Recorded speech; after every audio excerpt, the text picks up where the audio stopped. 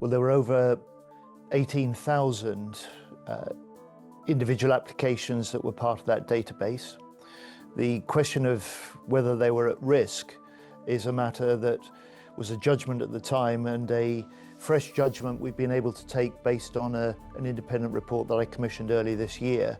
And it was on the basis of that report that concluded that it's highly unlikely now, 4 years on from the fall of Kabul and the Taliban takeover, highly unlikely that simply being a name on that list is likely to increase the risk of being targeted. It was on that basis that I was able to announce the change of policy yesterday in Parliament, and the judge was able to lift the super injunction that has stopped any knowledge, let alone reporting, of this data loss in the past. The Taliban took over the previous government, took over all the records that they had, and the limited data on this data set is almost certainly already held by the Taliban. So this is information about people who may have been former government officials. They will have known that. Afghans, that sort of society.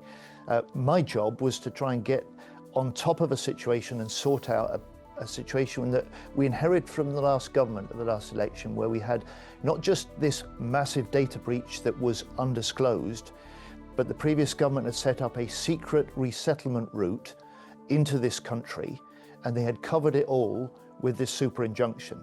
Now, sorting that out and getting to the situation where yesterday I was able to confirm this data loss, see the injunction lifted, and close this special relocation scheme with immediate effect was what I announced to Parliament. And most importantly, it means that fewer people will be coming to this country, there'll be less cost to the taxpayer, and there is now greater transparency. And so the transparency, the accountability, the scrutiny of the decisions that people like me and my predecessors under the Conservatives have made starts now. Around 900, if you like, individuals with their immediate families, a total of 4,500 are either in Britain or in transit. And we've issued, as a nation, 600 letters and invitations to others that have been judged eligible. We will honour those letters. It means a total of around 6,900 are likely to come under this scheme. So that'll be the total under this scheme. No more applications, no more will be processed, but we will honour those invitations that have already been issued. But because of the decisions I announced yesterday, because of the scheme I've closed, the cost to the taxpayer will be over £1 billion less than it would have been had we not changed policy, and there'll be around 9,500 fewer people from Afghanistan coming into this country because of the decisions I've taken.